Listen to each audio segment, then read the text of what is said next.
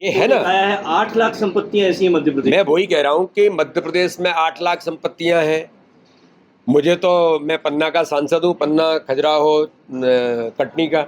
मुझे अभी जब मैं पन्ना गया तो मुझे वहाँ मुस्लिम भाई आए और उन्होंने कहा कि ये अवैध तौर पर इस मदरसे को वक्फ के नाम पर बनाया है, पूरी तरह से अवैध गतिविधियां चलती है गुंडों के हाथों में। मैं शब्द कह रहा हूँ, अपराधियों के हाथों में। ये अपराधी का नाम भी बता रहे हैं वो कौन है। जब मैंने प्रशासन से बात की, उन्होंने कहा कि साहब हम नोटिस दे चुके हैं और ये अवैध गतिविधियों का केंद्र बन गया।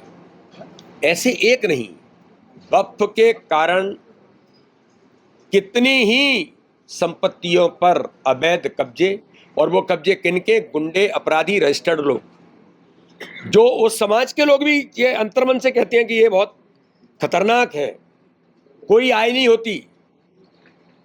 अब वक्फ के कानून के बाद जो भी आय होगी ऑन रिकॉर्ड होगी, रजिस्टर्ड होगी, सारी चीजें एक नेटवर्क में, फ्रेमवर्क में आ रही हैं। इसका दर्द है उन किनको, जो ठेकेदार हैं, मतलब ये 8 लाख जो गुंडे हैं। वाला जो फैक्ट है वो सही है। बिल्कुल बिल्कुल फैक्ट है, ऐसी चीजें जगह जगह पर हैं।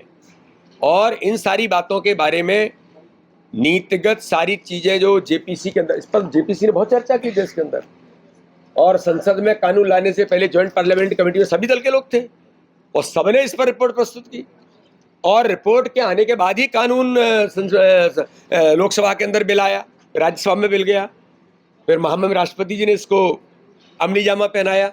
मेरे कहने का आशय ये है कि समाज में व्यापक डिस्कशन के बाद, ये सारे मुद्दे सामने आने के बाद ही चीजें हुई हैं।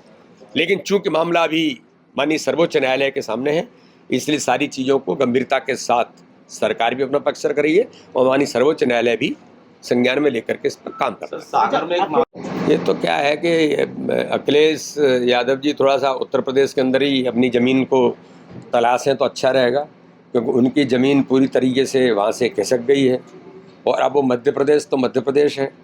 इसलिए जैन संतों के लिए, जैन समाज के लिए हम सब लोग, मुझे ऐसा लगता है कि आपको बताने की ज़रूरत नहीं है, भारतीय जनता पार्टी सबका साथ, सबका विकास, सबके विश्वास के मंत्र में काम करती है। इसलिए आपके कहने से मध्य प्रदेश में ये चीज़ होती है, और नज़रें जिसकी रही भावना जैसी, प्रमुहूर्त देखी तिन तैसी, उनकी नज़रें जिन पर रहती हैं उनको लगता है ऐसा ही है। यहाँ गुड गवर्नेंस है। सावित्री जी कुछ कहेंगे? नहीं, बताइए ना।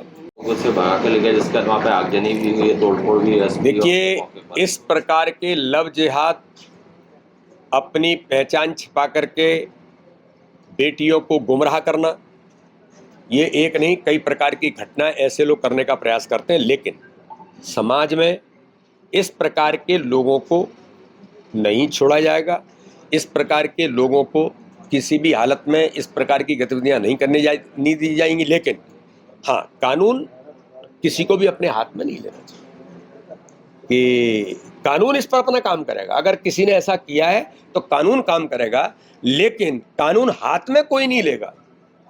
ये मध्य प्रदेश की भारतीय जनता पार्टी की सरकार है, इसलिए कानून जो आवश्यक है वो उचित कार्रवाई होगी। मंत्री जी हमारे बीच में हैं, मंत्री जी भी कुछ इसको लेकर जी ने कहा है कि मध्य प्रदेश में जैन हमसे जुड़े रहने के लिए हमारे YouTube चैनल को सब्सक्राइब करें और नई वीडियो की नोटिफिकेशन के लिए बेल आइकॉन को दबाएं। अगर आप ये वीडियो Facebook पर देख रहे हैं तो लाइक जरूर करें और ज्यादा से ज्यादा शेयर करें। धन्यवाद।